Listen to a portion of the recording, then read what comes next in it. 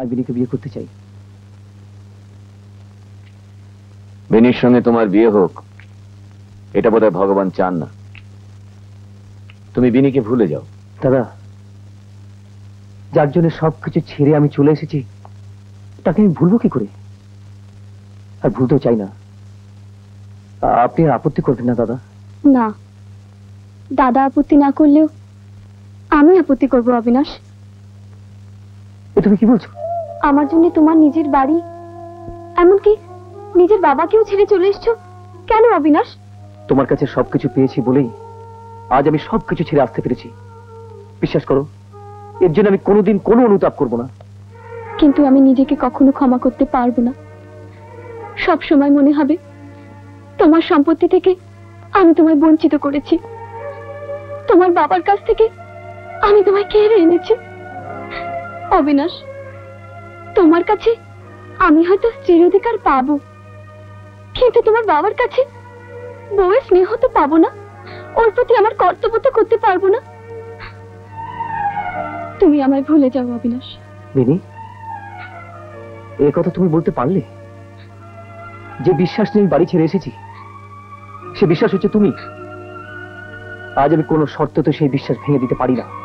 কিন্তু অবিনাশ। আরে মা, এর মধ্যে আর কিন্তু স্থান কোথায়? মামা, তুমি? বাবা তুই বাড়ি থেকে চলে আসি পর না আমি আর থাকতে পারলাম না। তোমার মা আমার উপর যে দায়িত্ব দিয়ে গেছেন তা পালন করবার জন্য আমি এখানে এসেছি। মা তুমি ভেবো না, সময় সব ঠিক হয়ে যাবে। তোমার যদি কোনো যোগ্যতা থাকে তাহলে একদিন না একদিন তুমি তোমার শ্বশুরকে নিজের করে নিতে পারবেই, কিছু ভেবো না। কৈলাস বাবু, এই বিয়েতে আপত্তি করে আপনি আমার এই ছেলেটার মনে দুঃখ দেবেন না, আপনি বিয়েতে রাজি হয়ে যান।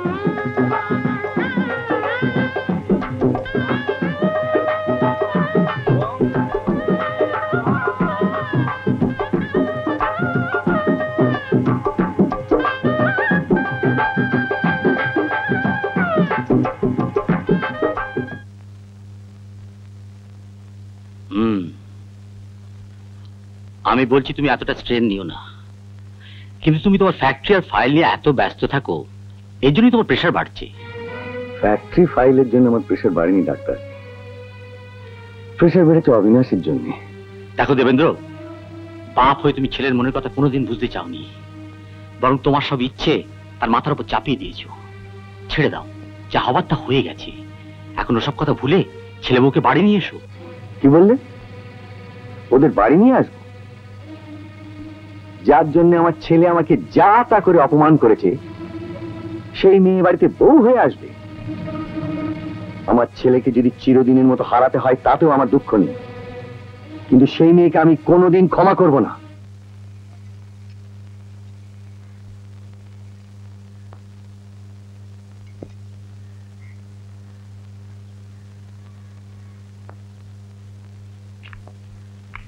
জানিস অবিনাশ, বিনের পুজো দেখে তোর মায়ের কথা মনে পড়ে যাচ্ছে। তোর মাও ঠিক এমনি করে পুজো করতো। আজ তোর মা বেঁচে থাকলে তোর বউকে দেখে খুব খুশি হতো। আমার আজ ভীষণ মায়ের কথা মনে পড়ছে মামা। তোর মা যদি বেঁচে থাকতো তাহলে তোদের কি এভাবে একা থাকতে দিত? মামা, প্রসাদ। আমারও সেই একই চিন্তা, তোরা কি করে একা থাকবি? কিচ্ছু ভেবো না মামা, আমরা এখানে আমাদের নিজেদের মতন একা থাকতে চাই। বেশ, তাতে যদি তোমরা সুখী হও খুব ভালো, তবে অসুবিধা হলে আমাকে জানাতে বলো না। কি বললেন নীলমণি বাবু? অসুবিধে হবে কেন?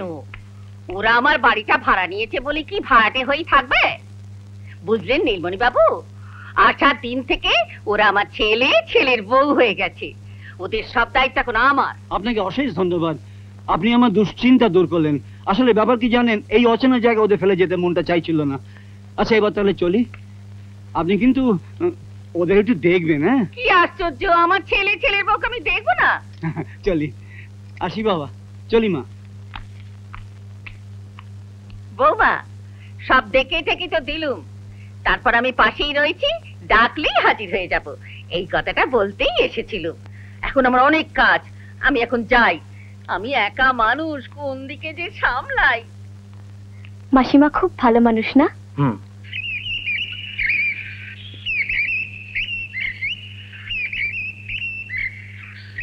এই দেখো দেখো, কি সুন্দর পাখি, সোনা রঙের গা। কি পাখি গো? বউ কথা কাও না? হ্যাঁ। জানো, যাদের ঘরে ওই পাখি আসে তাদের ঘরে লক্ষ্মী অচঞ্চলা থাকে। তাই নাকি? তাহলে যারা লক্ষ্মী ছাড়া, ও পাখি তাদের বাড়ি থাক। হলুদ বরণ পাখির বদলে আমি তো সোনার বরণ পাখি পেয়ে গেছি। আমার লক্ষ্মী, দিনরাত আমি আমার পাখির কানে কানে বলবো, বউ কথা কও, বউ কথা কও। ইস, সারাদিন পাখির কথা বললে পেট ভরবে? তবে বাড়িটা যখন পেয়েছি, নিত্য কাকার দৌলতে চাকরিও একটা পেয়ে যাব।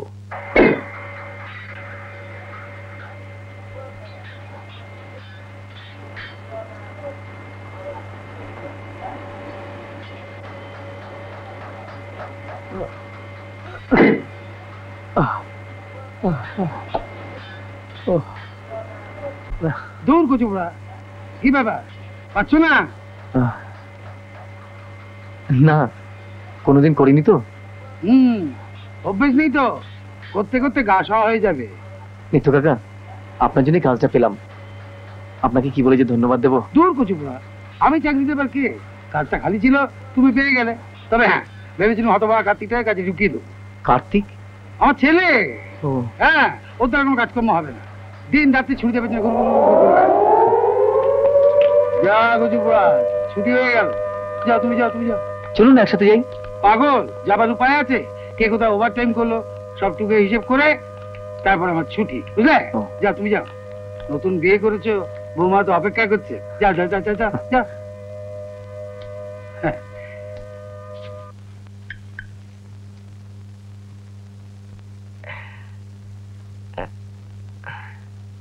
হ্যাঁ, একেই বলে বইয়ের মতন বউ। স্বামী ক্লান্ত হয়ে বাড়ি ফিরতে না ফিরতেই হাতে একেবারে গরম চায়ের কাপ। Thank you. কি ব্ল্যাক টি? কি করব, দুধ নেই। এই খেয়ে নাও না।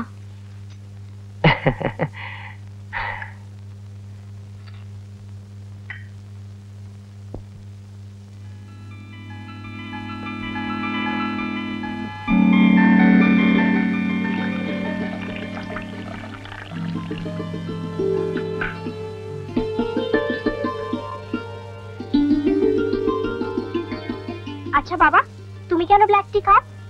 আমার ভালো লাগে। ও, বড় লোকেরা সব ব্ল্যাক টি খেতে ভালোবাসে, তাই না? আমিও বড় হলে ব্ল্যাক টি খাবো।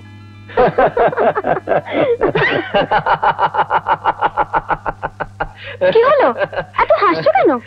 ভগবানের কি বিচিত্র লীলা দেখো, গরিব বড় লোক সকলকে সমান করে দেন উনি। আমার বাবা নামই শিল্পপতিদের একজন, উনিও দুধ ছাড়া চা খান, আর আমিও ছেলে গরিবদের মধ্যে একজন, সেও এখানে সে দুধ ছাড়া চা খাচ্ছে। আচ্ছা, বাবা কেন ব্ল্যাক টি খান? এমনি, ওর খুশি। তবে হ্যাঁ, বাবার ব্ল্যাক টি আর আমার ব্ল্যাক টির মধ্যে কিন্তু তফাৎ আছে। তার মানে? মানে হচ্ছে বাবা চায় মিষ্টি খান না, কিন্তু আমার চা খুব মিষ্টি। হ্যাঁ, কারণ ওর মধ্যে আমার বিনির মিষ্টি হাতে ছোঁয়া আছে। বলো কি বৌমা, তুমি চাকরি করবে? হ্যাঁ মাসিমা, ওর তো রাত দিন খাটনির শেষ নেই। আমি ভাবছি, আমি যদি একটা চাকরি পেয়ে যাই, ওর খাটনি একটু কমবে। আমার জন্যে ও সব ছেড়ে চলে এসছে, আমায় সুখে রাখার জন্যে এত কষ্ট করছে। আমি যদি ওর একটু কষ্ট দূর করতে পারতাম।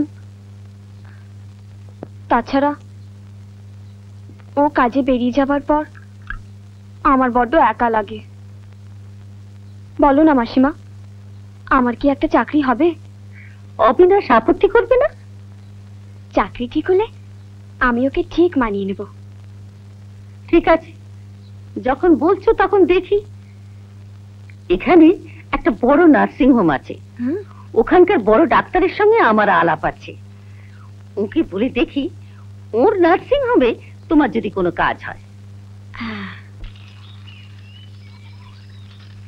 দেখুন, আপনি তো প্রথমেই নার্সিং এর কাজ করতে পারবেন না, আপনাকে ট্রেনিং নিতে হবে। ট্রেনিং পিরিয়ডে আপনি সামান্য স্টাইপেন্ড পাবেন। আপনি রাজি? হ্যাঁ স্যার, আমি রাজি। তাহলে কাল থেকে এসে কাজে জয়েন করুন। Yes sir. অনেক ধন্যবাদ ডাক্তারবাবু, আমরা তাহলে আসি। নমস্কার। নমস্কার। আয় মা। আপনি আপনার ফ্যাক্টরিটা আমায় বিক্রির অফার করেছিলেন, তা আমার নতুন ফ্যাক্টরিও তো এদিকে হচ্ছে, সেখানে এসেছিলাম, ভাবলাম একবার দেখেই যাই। এ হচ্ছে আমাদের সবচেয়ে বড় সেকশন। আইসি। এটা হচ্ছে লেদ মেশিন, এটা হচ্ছে কাটিং মেশিন, আর বাকি সেকশনটা আমাদের ওদিকে। ও সেকশন তো আপনি দেখলেন স্যার, এটা আমার রোলিং ওয়েল সেকশন।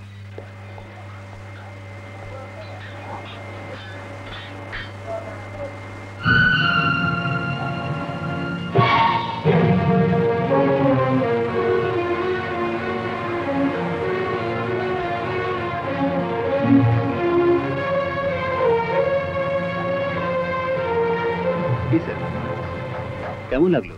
ভালো, তবে ফ্যাক্টরি কেনার ব্যাপারে আমি এক্ষুনি আপনাকে কোনো ফাইনাল কথা দিতে পারছি না, একটু চিন্তা করে পরে আপনাকে আমি জানাবো। আচ্ছা, ওই যে ছেলেটি ওখানে কাজ করছে, হ্যাঁ, কি হয়েছে? ওর সঙ্গে আমি একটু আলাদা কথা বলতে চাই। আপনি অফিস রুমে যান, আমি ওকে পাঠিয়ে দিচ্ছি।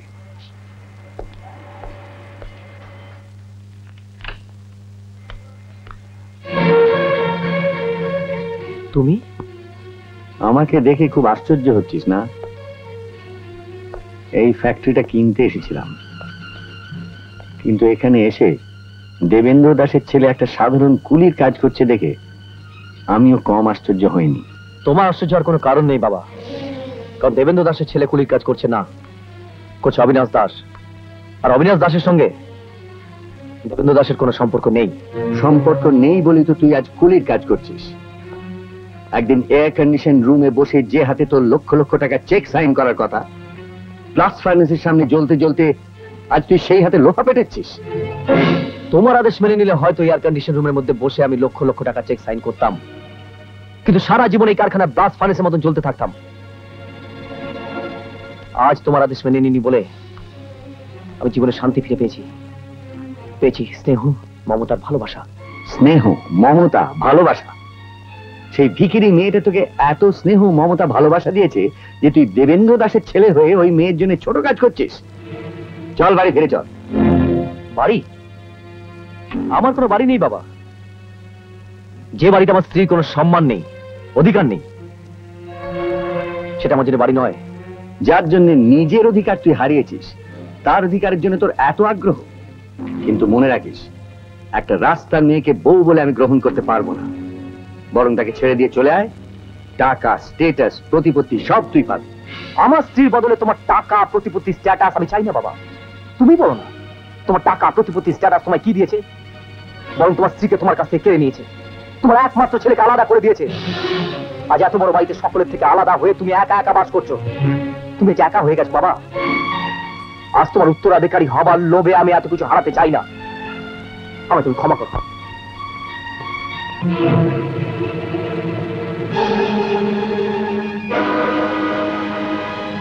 কিন্তু লিখে দেবে কে? গতবার তো তুমিই লিখে দিয়েছিলে মা। আমি ডিউটি শেষ করে আসি, আপনি ডাকবেন, আমি লিখে দেবো। আচ্ছা মা। এ কি, এখনো ওষুধ খাওনি? তুমি আসোনি তাই ভাবলাম সময় হয়নি, তুমি এসে গেছো, আর ওষুধ খাবার দরকার নেই। সত্যি সিস্টার, তোমার মুখের দিকে চাইলে অর্ধেক অসুখ ভালো হয়ে যায়। না,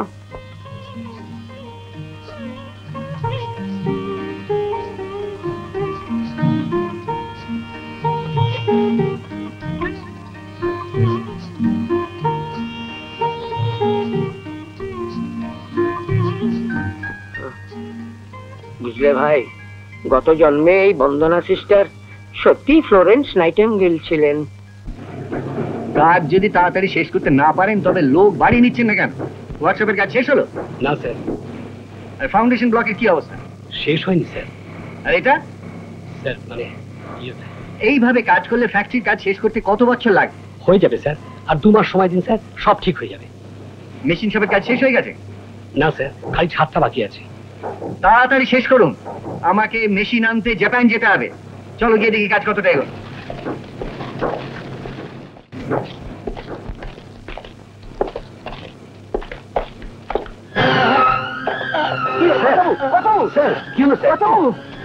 এক কাজ করুন, কাছি ডক্টর চ্যাটার্জি নার্সিং হোম আছে, ওইখানে নিয়ে চলুন।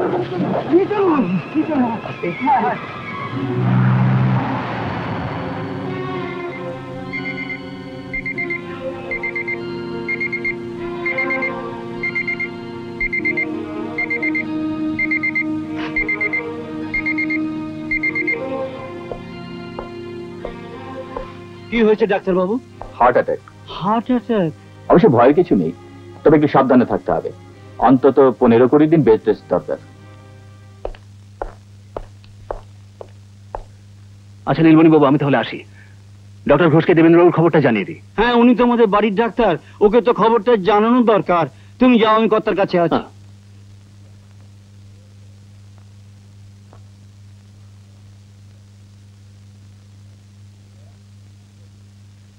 মামা, আপনি? তুমি এখানে? আমি এই নার্সিং হোমে কাজ করি। কি বিচিত্র যোগাযোগ দেখো, তুমি যে নার্সিং হোমের নার্স, আমার কত সেই নার্সিং হোমের পেশেন্ট। ভগবানের লীলা বোঝা ভার, তিনি যে কখন কাকে কোথায় উপস্থিত করেন তিনিই জানেন। আপনি কার কথা বলছেন মামা? আর কার কথা? তোমার শ্বশুরের। নতুন ফ্যাক্টরি কাজকর্ম কিরম এগুচ্ছে দেখতে এসেছিলেন, ওখানেই হার্ট অ্যাটাক।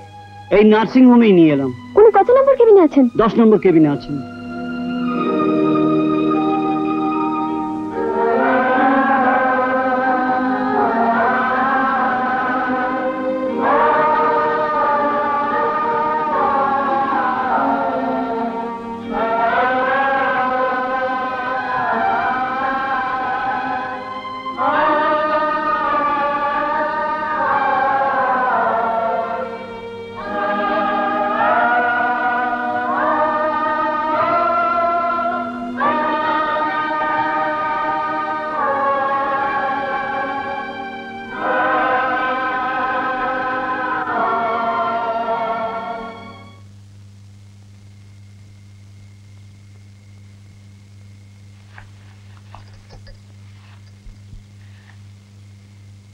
এই ঘুমোলে? না। জানো, আজ আমি একটা বড় দায়িত্ব নিয়েছি। ঠাকুরকে ডাকছি যেন ভালো ভালো দায়িত্ব পালন করতে পারি। কিসের দায়িত্ব? আজকে না, বাবা এখানে একটা নতুন ফ্যাক্টরির কাজ দেখতে এসেছিলেন। ওখানে ওনার হার্ট অ্যাটাক হয়। Heart attack? না না, তেমন কিছু সিরিয়াস নয়, তবে কিছুদিন রেস্ট নিতে হবে। ওকে অ্যাটেন্ড করার জন্য ডক্টর আমায় বলেছেন।